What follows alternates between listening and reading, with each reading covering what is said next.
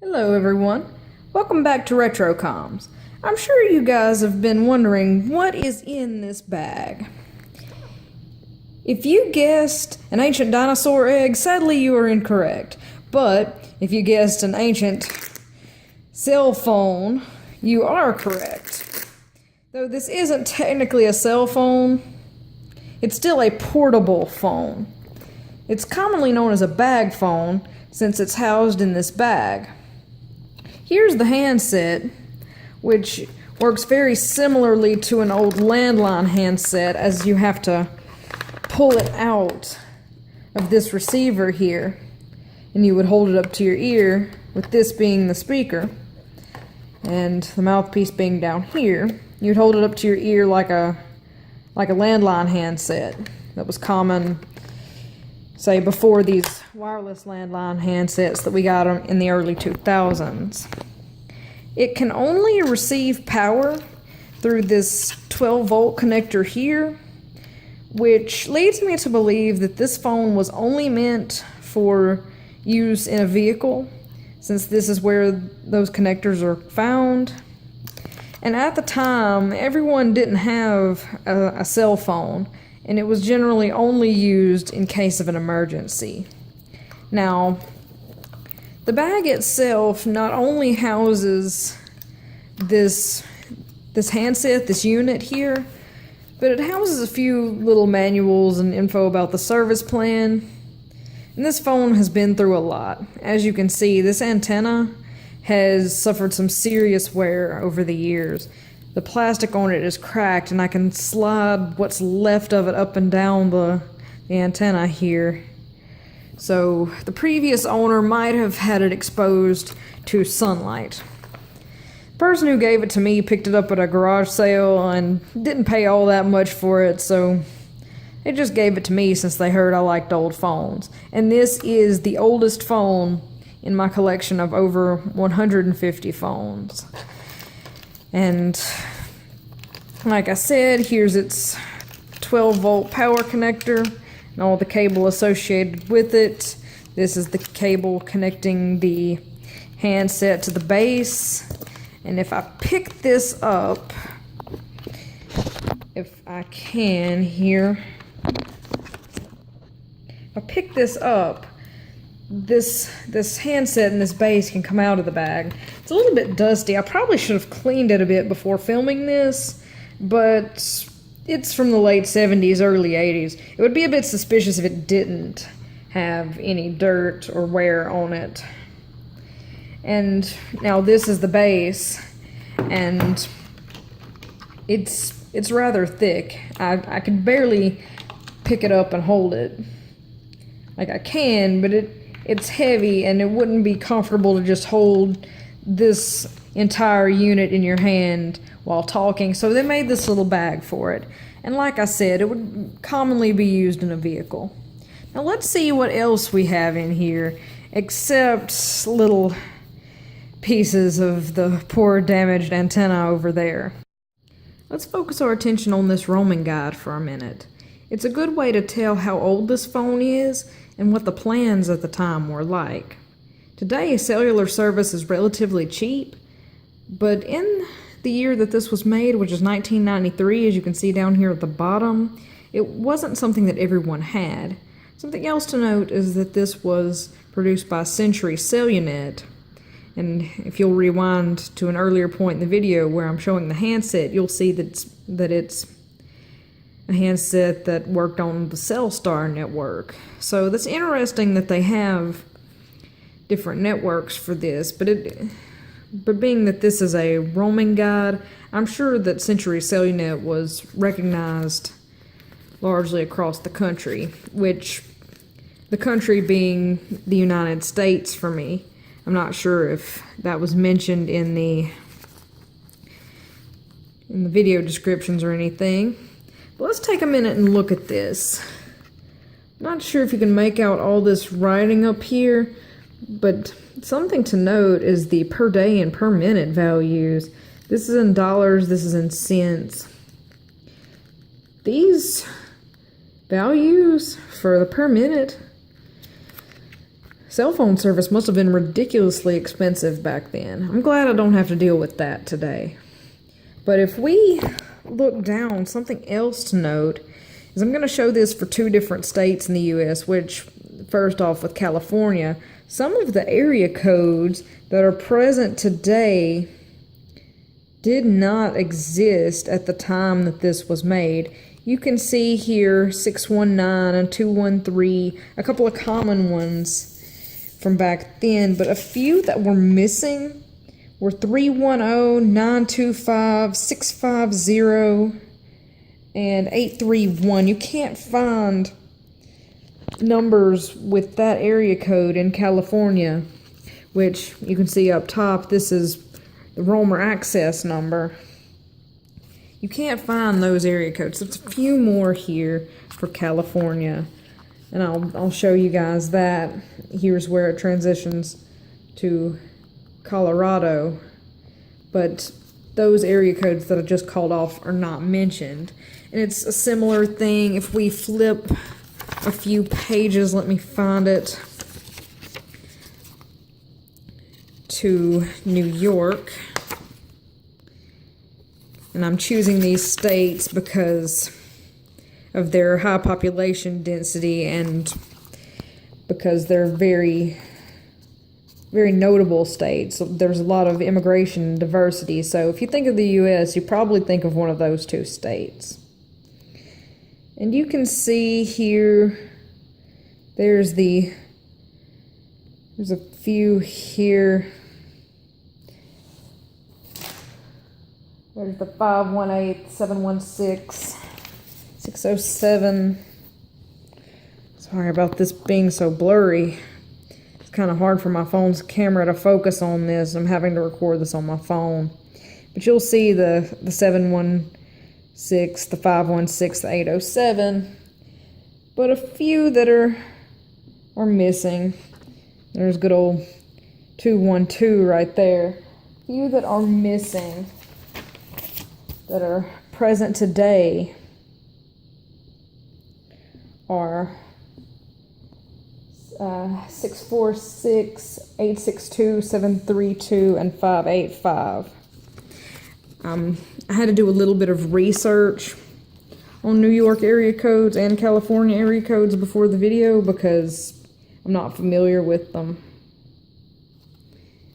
And see,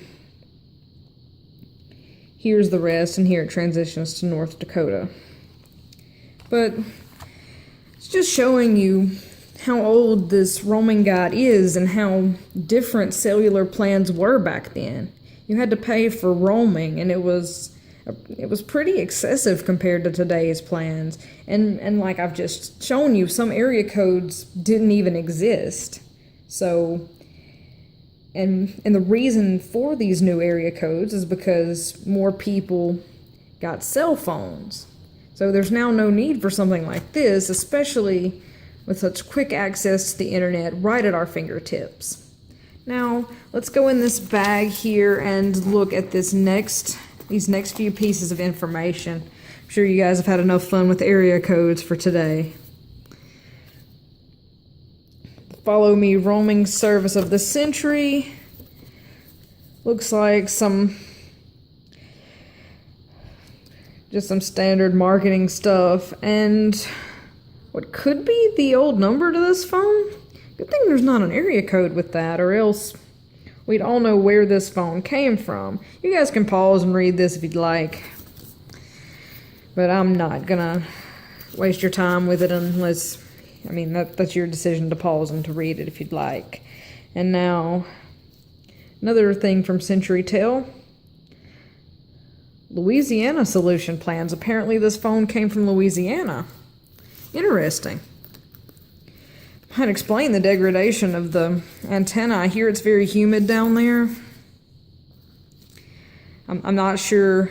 Not going to tell you guys where I live. Even if I did live in California, New York, or Louisiana, you guys wouldn't know. That's just not something you do on the internet. There's your bonus for today, an internet safety tip. Well, but this is all that came in the bag. Now let's focus a little bit more on the bag itself. Never mind the leftover bits of antenna that are roaming around. Here's some kind of label for something. It's very soft on the inside. I don't know if you could see this on camera, but if I poke it, it depresses a good little bit. So it's soft and probably pretty shock absorbent, so it could probably withstand a mild fall. And this material up here is padded. Velcro component here. This is the loop side. And it would just fold over like this and close. This is a Motorola phone, so you just... There's the logo here, and here's the hook end of the Velcro down there. Alright, since I've shown you around the bag, let's go ahead and get this stuff stored back away here. And since this handset, as I've shown, only works off of a 12-volt car charger connector, probably about to go out to the vehicle and see if it'll still light up and give us some signs of life. Now, I won't be able to make a call or send a text message or any of that sort of thing with it, because as with the micro tax, it runs on the analog network. So this one can't be used to make a call, even though I'm sure that it would be very satisfying to pick this up, hold it up to my ear, have a conversation, and then give it a nice little to secure it. It was satisfying to hang up the old landline phones. You wanted to end the conversation, you just hang up on them. Set it down on the receiver with some force. Not too much force. You don't want to break the receiver or the table it's sitting on. That would be the biggest worry with those old landline handsets. Now this thing feels pretty robust. It's rather heavy in the bag, but the bag does have a little strap up here that makes it easy to carry. And this is a good thing since it's meant to be used while traveling. Now, the question that I'm going to answer in every video, would I have used this phone at the time? Honestly, probably not. With cell phone plans being that expensive, and if this was made in 1993 when things like the micro tac were out, I probably would have used one of those instead. But I can see this being a very reliable phone. And I don't know of any uses phones like that might have today. I don't know of anything like that. I don't know too much about it, other than to be used as a nice collector's item. And this is the oldest phone I have, so I try to take good care of it and keep it in its bag. The damage done to the antenna was not my fault. That came like that from the previous owner. I've had this phone for a few years, but since I'm deciding to show my collection to everyone, this is a good phone for starting out. From here on, my channel's going to be going down the line. Well, I'm about to go see if there's still some life in this thing. About to see if it still works. Well, guys, I'm out here in the vehicle. Seeing as how this thing only runs off of a 12-volt connector, that's the only power source it has, as I've shown earlier. I had to come out here to be able to get this thing powered on. Show you guys that it still works after all this time. I'm going to quickly connect this to the 12-volt port down here. As you will hear, there it is. We've got signs of life. Screen here. Huh. Guess it's telling me to press 5.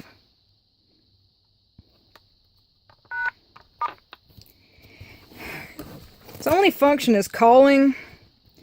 I guess it can store and recall numbers given the RCL and STO down here. I'm not too familiar with its menus and functions. I'd have to look again. But the fact that it works after this time is very impressive. Seeing as how this phone can only work off of this 12-volt car charger connector, this was marketed for travel. Not many people own this just to have a phone to call a friend and talk to off of. This phone was for traveling and mainly for emergency use only. Since this thing was made around in the 80s, plans were ridiculously expensive for them. At least as far as I have heard. I don't know for sure. I wasn't alive back then. But this thing still works. Minus the antenna, as I showed earlier. You can't do anything with it now. It's analog only. But it still gets power, and it would still function in every way except calling. And that is amazing to me. Turn the light off on my camera so you could see this a little bit better. It's still lighting up. Got a nice green backlight behind the buttons. Kind of distorts here on the send button because that one is orange. But try the power button. It turns off. Power button again. And there she is. Fully alive and working. Minus the ability to call, as I said earlier. Here's a sneak peek at what's going to be coming up next episode. This phone will be the star of the show, and for a good reason. If you liked this episode, feel free to subscribe. As usual, the link to RiffValley's Soundcloud is in the description. He's the creative mind behind the intro music. I'll see you next time. RetroCom signing off.